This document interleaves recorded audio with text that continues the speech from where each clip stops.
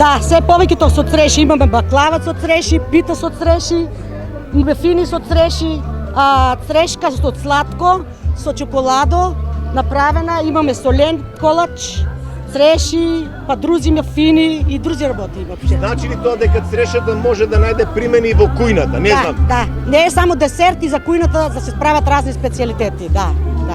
Тешко ли е? Не, од срце кога се сака може се да се направи. За здравје, за напредие за цело село, да имаме берикет за другата година, се е как што треба. Како се прави баклава од треша? Баклава од треши се прави, трешите се вадат од кошлучките, се става кора, една, две, зејтин, гришче малку, раси и вишни. Да, оствари трешки. И баклавата се моте, после се пече, се полива и се така. И прекрасна е баклава. Да за густација баклавата ни е прва лига. Да. Освен во свежа може да се произведува сладко, джем, колачи од цреша, мафини, па дури и во сладкарската индустрија во поголеми количини. Дали може сок нешто да се направи? Да, сок, компот, може. Тешко ли е, например, ова да се подготви?